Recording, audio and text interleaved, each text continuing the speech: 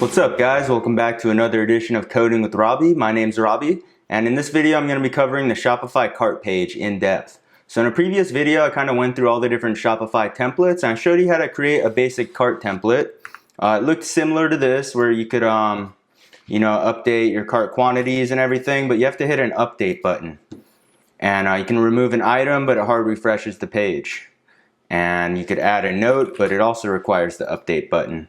And in this video, we're going to basically Ajaxify this page to where everything will update on screen and there's no need for this update button. So we're going to get into it right now. Make sure to like, subscribe, leave a comment. If you have a request for a video, put that in the comments as well and I might make it. And yeah, let's get right into it right now. Alright, so here's what I'll be starting out with. It's just a basic cart section and I'm checking if the cart is empty and displaying a message if so. If it is not empty, I loop through the cart items and render the cart item snippet for each one. We got the cart notes field right here.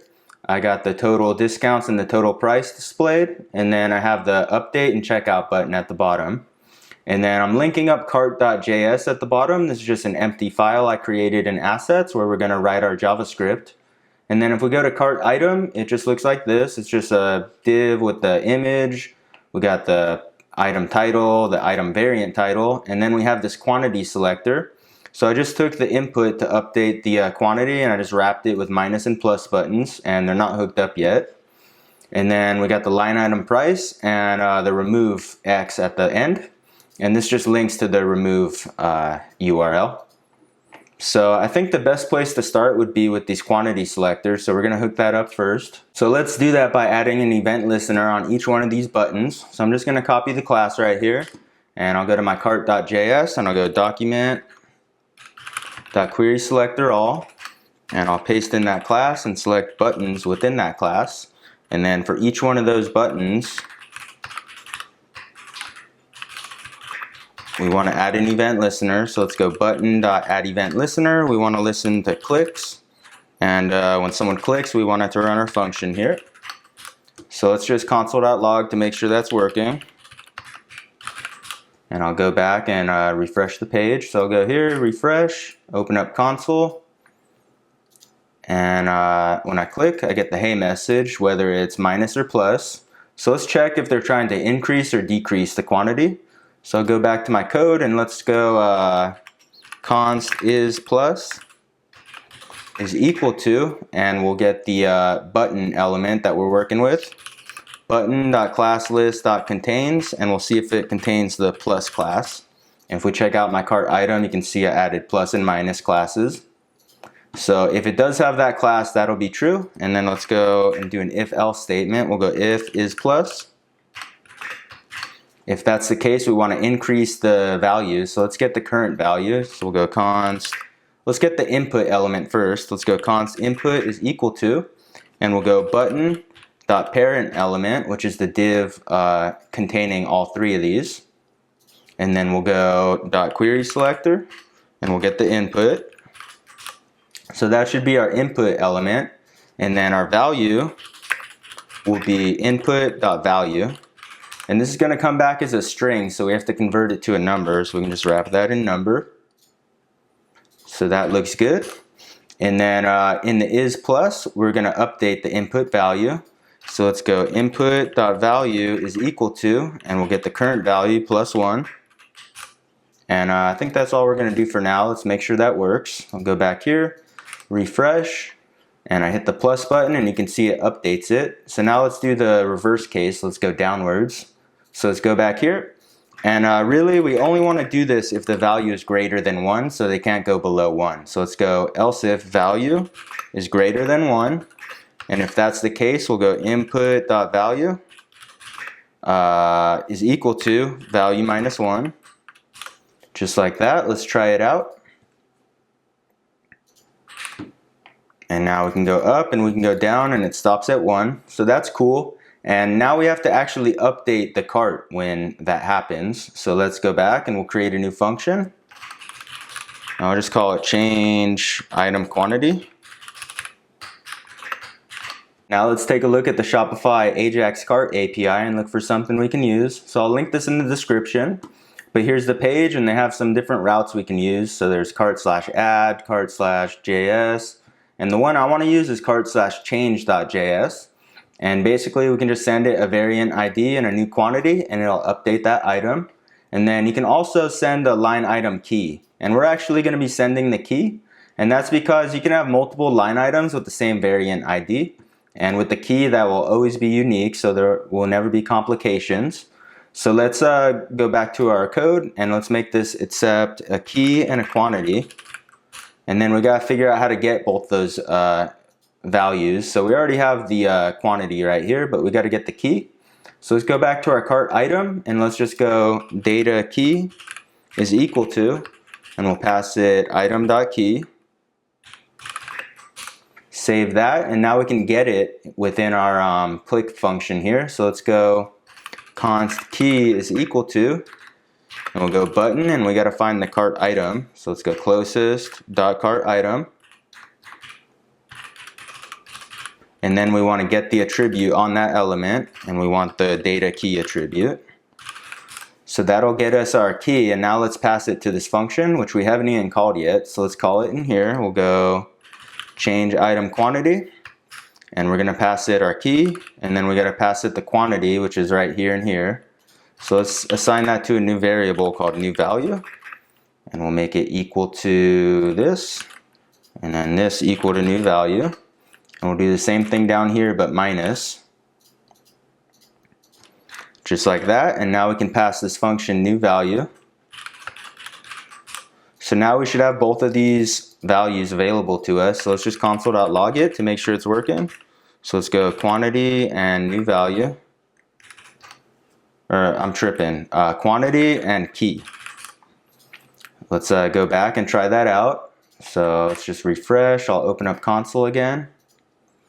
Refresh one more time, and now I go up and I get the quantity and key, and it works both directions.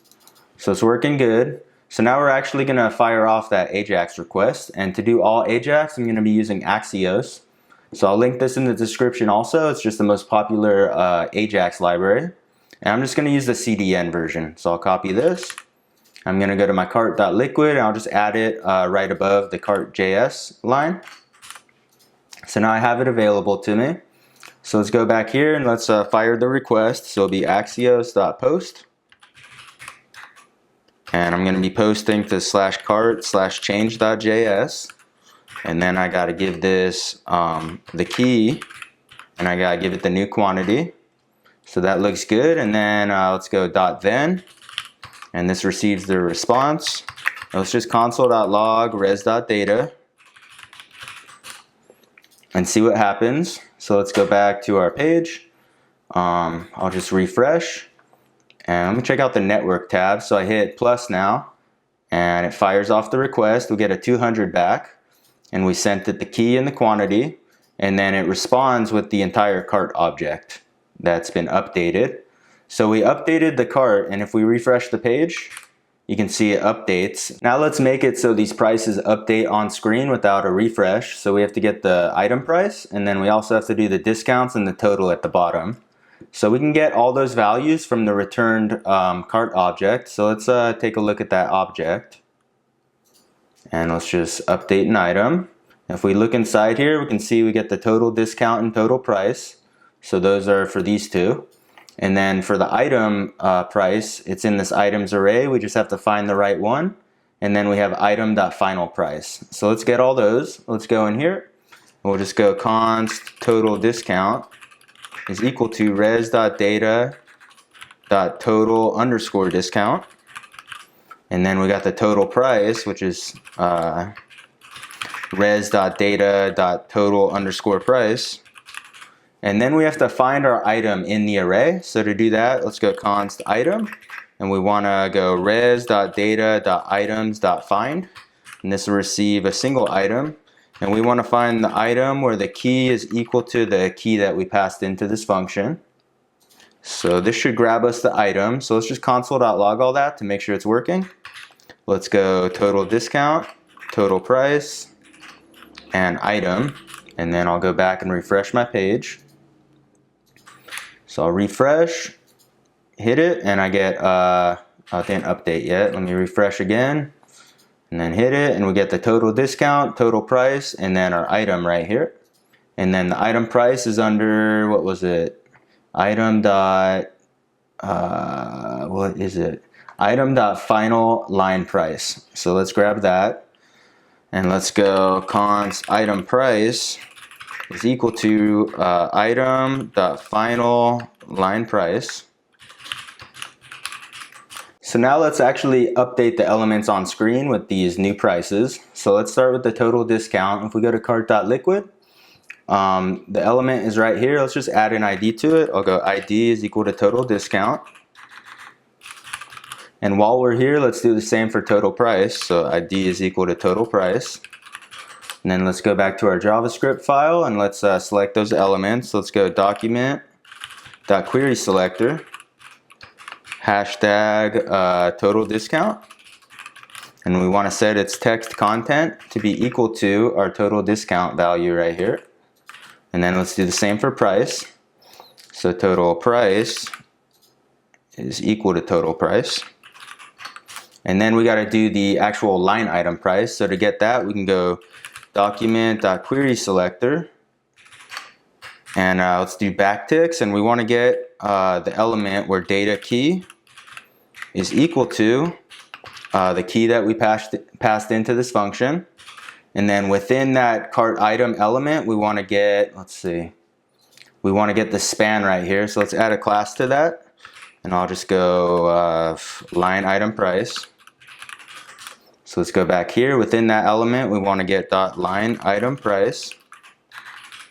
And then we want to set its text content to be equal to our item price variable right there.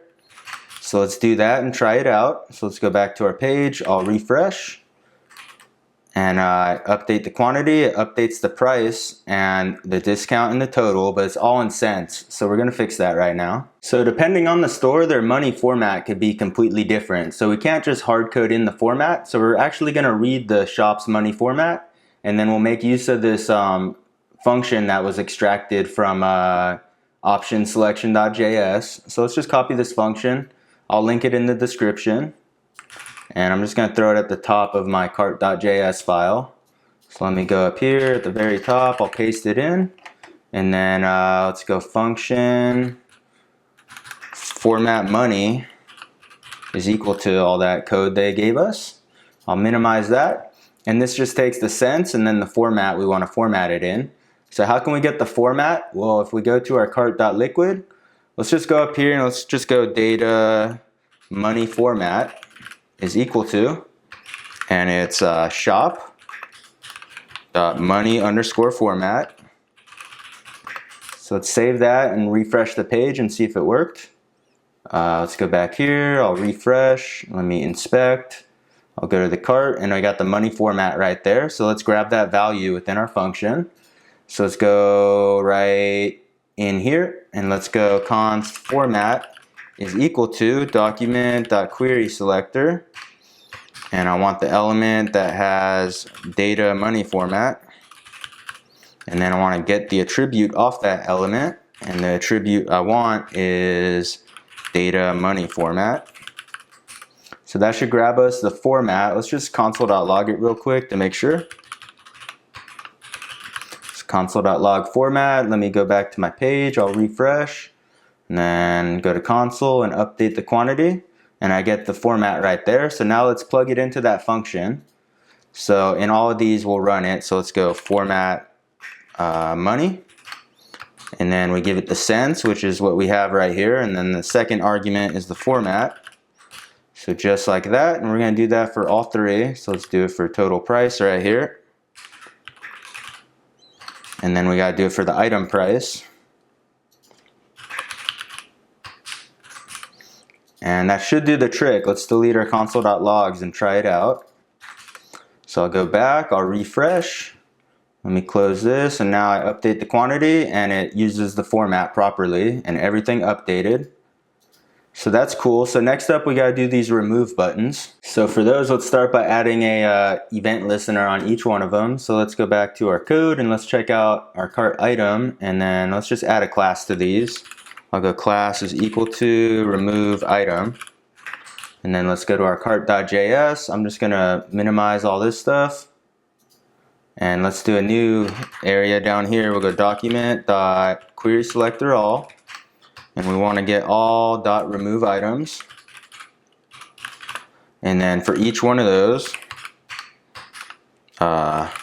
we want to add an event listener. So let's go remove.add event listener. We want to listen to clicks, and this is going to get a function. And then that function is going to receive the HTML default event stuff. So let's prevent default on it. Let's go e.prevent default. And let's just console.log hey and see if it works. So let's go back to our page. I'll just open up console and I'll refresh. And I'll hit a remove button, and now it says hey, so now we can run our code there. Let's go back to our code, and instead of console.logging, we can hit that same API route. So let's go axios.post. We're gonna post to /cart/change.js, and then we gotta give this an ID, which is gonna be equal to the line item key, and we gotta give it a quantity, and since we're removing, that's gonna be 0. And then, yeah, let's get the key. So let's go up here, let's go const item is equal to, and we got the remove element we clicked right here, so let's grab that and we'll go .closest. We want to find the closest .cart item. So that's going to be equal to this div right here, which has the data key attribute on it. So let's get that. Let's go const key is equal to item.getAttribute, and we want the data key attribute. So there we go, we got our key. Let's pass it in here, and then let's add a .then. This will receive a response, and let's just console.log res.data, and we'll go back to our page and try it out. So I'll just refresh, and then I'm going to hit the X, and it responds with the cart object. And if we look inside it, we can see it only has one item inside now. So it actually did remove it, and if we refresh, it's gone. So now let's have it remove the element without a refresh. So we can go back, and we can just go item, which is the whole div we have stored up here, .remove. And let's save that, and then we'll go back and try it out. I'll just refresh, and I hit the X, and now it removes that whole element. So that's good, but we have an issue. It should be hiding everything when the cart is empty and instead displaying our empty message. And another issue is that when we do remove an item, we should be updating our total discount and our total price. So if we refresh, this is how it's supposed to look when it's empty. So let's fix that. Let's go back to our code. And right here, we can check if the cart is completely empty by going if res.data.items.length is equal to 0. And we know it's a completely empty cart. And then if it's not completely empty, we'll just remove the single item like we were doing before. So let's check out the HTML of the page. Let me add another item real quick. And we gotta basically remove everything. So let's see how we can do that. I think we should select this form and just remove it. So it has an ID cart form. So let's go back and let's go document.query selector, and we want hashtag cart form.remove. So that'll remove everything, and then we can just rebuild it to show that empty message. So let's try this out. We'll go back, I'll refresh, and then I'll hit remove, and everything's gone. So now let's go back to our template right here. So we have to add an H1, and we have to add this cart empty message. So let's copy that, and I'll go back here, and we're going to do all that right here. So let's go const HTML is equal to document.createElement. And we'll just create a div. And then let's just go HTML. I should have named it something different, but .inner HTML is equal to backticks. And let's just copy and paste all the HTML inside it. So we got this H1. And then we got this cart empty div. Just like that, and then let's append this div to our page, which is going to be .cart.width. So we'll go back here, and let's go document.query selector, and we want to get .cart, and then the .width within that .cart, and we want to append child, and we'll give it our HTML variable right up there. I think that should do it. Let's try it out. Let me add something to cart. So we got something in the cart, I hit remove, and now we get that message. So it's working good. And then we just gotta make it so when we remove an item, it'll update the totals down here. So we've already done this. If we go to our code and we go to our change item quantity function, you can see we're getting the format and the total discount and total price. So let's copy those lines and we'll just paste it up here in the else. And then we need these two lines right here that actually update those totals on the screen. So I'll paste those in and that should do it. Let's go back and I'm just gonna refresh. And now if I remove an item, those totals update. So next up, we just gotta do this text area box and make it so it'll automatically update the cart note. So let's go back to our code and check it out. So let's go to our cart template and let's find it. Let's see, it's right here. It's just a text area with name note. So let's go back to our JavaScript and I'll just minimize this and I'll do a new area below.